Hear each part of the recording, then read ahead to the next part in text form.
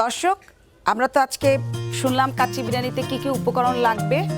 তো নজরুল ভাই এখন আমাদের দেখাতে নিয়ে যাবে কিভাবে কিচেনে ওনারা কাচ্চি বিরিয়ানিটা তৈরি করেন। তো চলুন দর্শক, আমরা আপনাদেরকে কিচেনে নিয়ে যাই। দর্শক, আমরা এখন বিসমিল্লাহ বাংলা ওকে কিচেনে এসছি।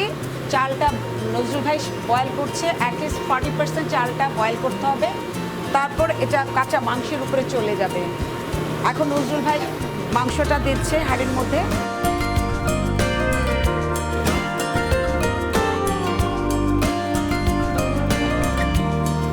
নজরুল ভাই এখন তো আপনি মাংসটা দিয়ে দিলেন, তাই? চালটা বয়েল হলে সাথে সাথে আমরা মাংসটার উপর চালটা দিয়ে দিব। 40% কুক হবে, তারপর ওর উপরে দিয়ে দিবে। এর ভিতরে আলু যাবে, আলু বকরা যাবে, সব কিছু মেরিনেট দেওয়া আছে, তারপর ওপেনে দিয়ে দেবে। আচ্ছা, ঠিক আছে। তারপরে আমাদের প্রসেস 2 ঘন্টা পরে জিনিসটা আমরা বের করে নেওয়া যাবে। আচ্ছা, ঠিক আছে, ঠিক আছে, ঠিক আছে। বুঝতে পারছেন?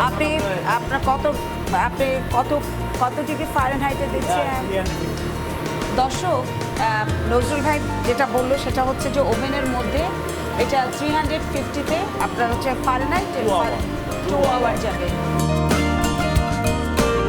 নজরুল ভাই, চালটার মধ্যে আমরা কি কি দিয়েছি এখানে? প্রথম ছিল লবণ, সল্ট দেওয়া আছে, তারপর কিছু এলাচি, দারচিনি, তেজপাতাতে বয়েল করে নিয়েছি।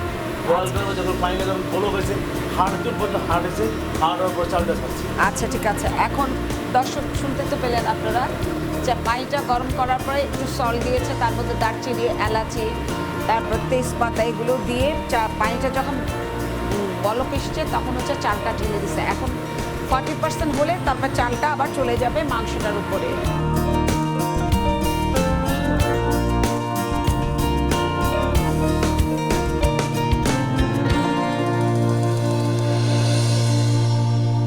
দর্শক, নজরুল ভাই এখন হচ্ছে চালটাকে বয়েল করছে। চাউলটা অ্যাটলিস্ট 70% কুক হবে। ওকে দর্শক, এখন নজরুল ভাইয়ের কাছে চলে এসছে, তো আমরা এখন টেস্ট করব নজরুল ভাইয়ের কাচ্চি।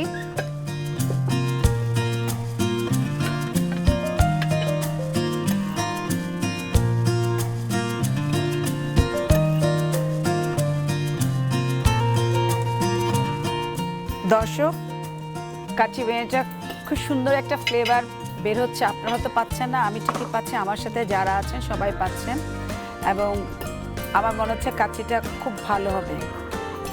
তো এখন টেস্ট করার পালা। না, পারফেক্ট।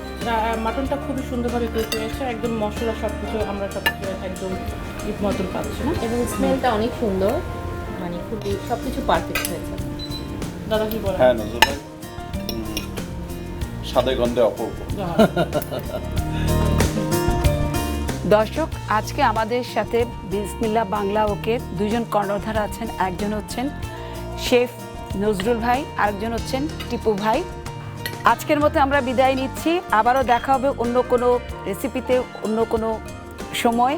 সে পর্যন্ত সবাই ভালো থাকেন, সুস্থ থাকেন, সুন্দর থাকেন।